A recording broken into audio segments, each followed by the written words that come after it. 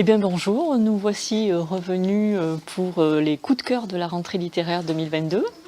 Donc aujourd'hui je vais vous en présenter deux petites pépites que j'ai vraiment adorées, qui sont vraiment des gros coups de cœur.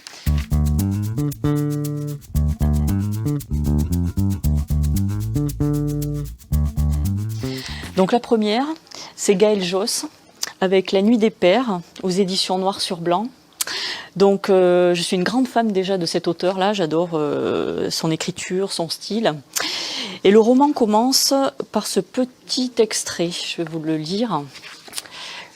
Ça va vous planter un petit peu l'histoire. À l'ombre de ta colère, mon père, je suis né, j'ai vécu et j'ai fui. Aujourd'hui, me voici de retour, j'arrive et je suis nu, seul et les mains vides.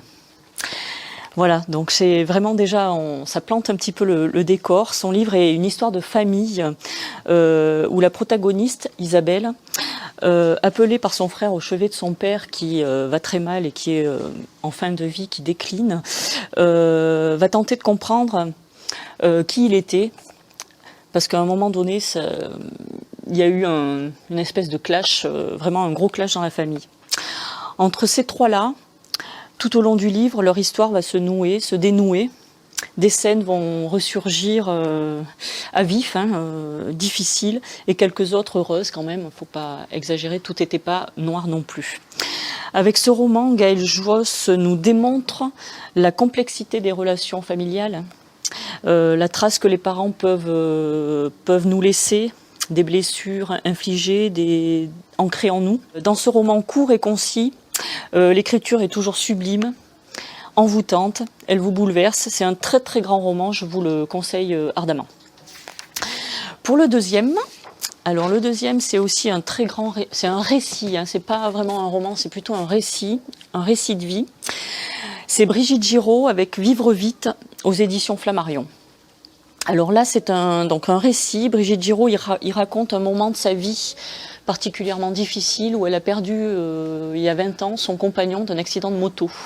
Plus exactement le 22 juin 1999, exactement, elle nous dit la date. Elle se retrouve seule avec son fils dans cette grande maison vide qu'ils viennent d'acheter, tous les deux en fait, juste avant.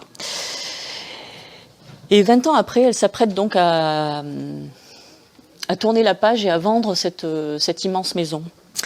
Ce récit est le film de sa vie, complètement, avec des titres de chapitres, que les questions qu'on se pose en fait. Et si je n'avais pas visité cette maison? Et si nous n'avions pas demandé les clés en avance, etc. Qu'est-ce qui aurait pu se passer? Dans ce récit, Brigitte Giraud remet en scène la vie de Claude, donc son compagnon, et la sienne. C'est profond, très bouleversant, sans pathos en fait, et elle nous donne l'impression justement après ce texte de tourner une page.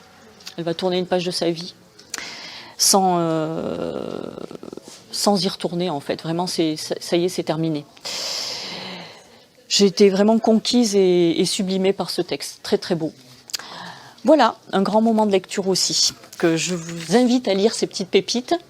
Et je vous reprends rendez-vous je vous parlerai un petit peu plus de la suite avec Laurent Godet, Monica Sabolo, Sandrine Colette, etc. Merci à vous, à bientôt.